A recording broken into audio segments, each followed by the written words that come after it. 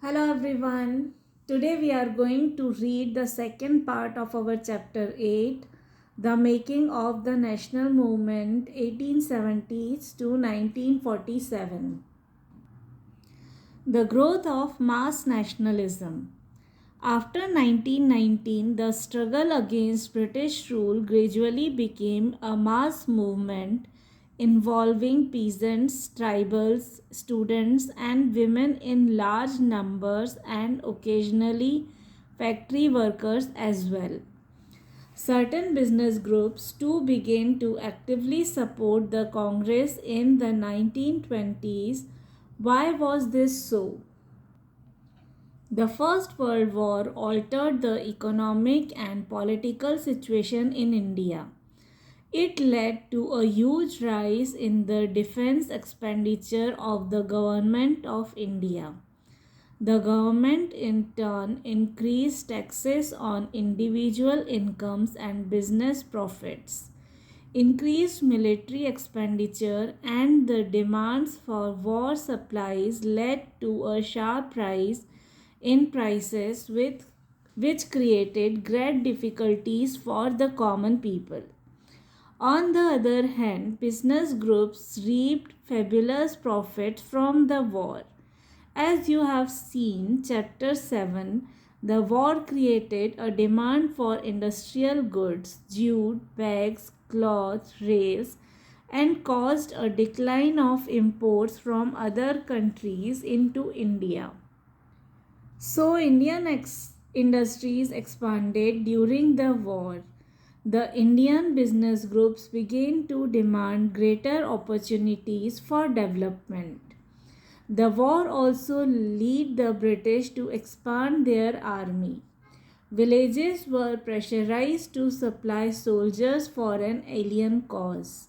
A large number of soldiers were sent to serve abroad. Many returned after the war with an understanding of the ways in which imperialist powers were exploiting the peoples of Asia and Africa, and with a desire to oppose colonial rule in India. Furthermore, in 1917, there was a revolution in Russia.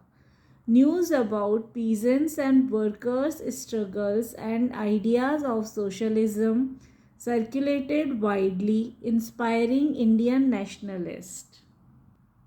The advent of Mahatma Gandhi. It is in these circumstances that Mahatma Gandhi emerged as a mass leader. As you may know, Gandhiji, aged 46, arrived in India in 1915 from South Africa. Having led Indians in that country in non-violent marches against racist restrictions, he was already a respected leader known internationally. His South African campaigns had brought him in contact with various types of Indians: Hindus, Muslims, Parsis, and Christians, Gujaratis, Tamils, and North Indians, and upper class merchants, lawyers, and workers. Mahatma Gandhi spent his first year in India traveling throughout the country, understanding the people, their needs, and overall situation. His earliest interventions were in local movements in Champaran, Kheda, and Ahmedabad, where he came into contact with Rajendra Prasad and Vallabhbhai Patel. In Ahmedabad, he led a successful mill workers' strike in 1918. Let us now focus in some detail on the movements organized between 1919 and 1922. The Rowlatt Satyagraha. In 1919, Gandhiji gave a call for a satyagraha against the Rowlatt Act that the British had just passed. The act curbed fundamental rights such as the freedom of expression and strengthened police powers. Mahatma Gandhi, Muhammad Ali Jinnah, and others felt that the government had no right to restrict people's basic freedoms. They criticized the act as devilish and tyrannical. Gandhiji asked the Indian people to observe 6 April 1919 as a day of non-violent opposition to this act, as a day of humiliation and prayer, and hartal, that is a strike. Satyagraha sabhas were set up to launch the movement. The Rowlatt Satyagraha turned out to be the first all India struggle against the British government, although it was largely restricted to cities. In April 1919, there were a number of demonstrations and hartals in the country, and the government used brutal measures to suppress them. The Jallianwala Bagh atrocities inflicted by General Dyer in Amritsar on Baisakhi Day, 13 April, were a part of this repression. On learning about the massacre, Rabindranath Tagore expressed the pain and anger of the country by renouncing his knighthood. During the Rowlatt Satyagraha, the participants tried to ensure that Hindus and Muslims were united in the fight against British rule. This was also the call of Mahatma Gandhi, who always saw India as a land of all the people who lived in the country, Hindus, Muslims, and those of other religions. He was keen that Hindus and Muslims support each other in any just cause. The eternal law of suffering. What did Mahatma Gandhi mean by ahimsa, non-violence? How could ahimsa become the basis of struggle? This is what Gandhiji said.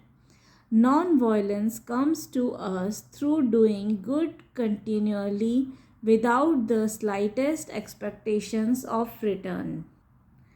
That is the indispensable lesson in non-violence. In South Africa, I succeeded in learning the eternal law of suffering as the only remedy for undoing wrong and injustice. It means positively the law of non-violence. You have to be prepared to suffer cheerfully at the hands of all and sundry, and you will wish ill to no one, not even to those who may have wronged you. Mahatma Gandhi, 12 March 1938. Khilafat agitation and the non-cooperation movement. The Khilafat issue was one such cause. In 1920, the British imposed a harsh treaty on the Turkish Sultan or Khalifa. People were furious about this, as they had been about the Jallianwala Bagh massacre. Also, Indian Muslims were keen that the Khalifa be allowed to retain control over Muslim sacred places in the erstwhile Ottoman Empire. The leaders of the Khilafat agitation, Muhammad Ali and Shaukat Ali, now wished to initiate a full-fledged non-cooperation movement. Gandhiji supported their call and urged the Congress to campaign against Punjab wrongs, Jallianwala massacre, the Khilafat wrong, and demand Swaraj. The non-cooperation movement gained momentum through 1921 to 1922. Thousands of students left government-controlled schools and colleges. Many lawyers such as Motilal Nehru, C.R. Das, C. Rajagopalachari, and Asaf Ali gave up their practices. British titles were surrendered and legislatures boycotted. People lit public bonfires of foreign cloth. The imports of foreign cloth fell drastically between 1920 and 1922. But all this was merely the tip of the iceberg. Large parts of the country were on the brink of a formidable revolt. People's initiatives. In many cases, people resisted British rule non-violently. In others, different classes and groups, interpreting Gandhiji's call in their own manner, protested in ways that were not in accordance with his ideas. In either case, people linked their movements to local grievances. Let us look at a few examples. In Kheda, Gujarat, Patidar peasants organized non-violent campaigns against the high land revenue demand of the British. In coastal Andhra and interior Tamil Nadu, liquor shops were picketed. In the Guntur district of Andhra Pradesh, tribals and poor peasants staged a number of forest satyagrahas, sometimes sending their cattle into forest without paying grazing fee.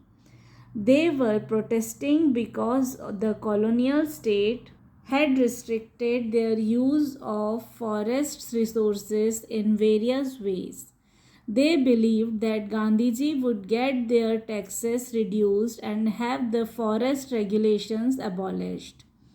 In many forest villages, peasants proclaimed Swaraj and believed that Gandhi Raj was about to be established. In Sindh, now with Pakistan, Muslim traders and peasants were very enthusiastic about the Khilafat call. In Bengal too, the Khilafat Non-Cooperation Alliance gave enormous communal unity and strength to the national movement. In Punjab, the Akali agitation of the Sikhs sought to remove corrupt Mahants supported by the British from their Gurudwaras. This movement got closely identified with the non-cooperation movement. In Assam, tea garden laborers shouting Gandhi Maharaj Ki Jai demanded a big increase in their wages. They left the British owned plantations amidst declarations that they were following Gandhiji's wish.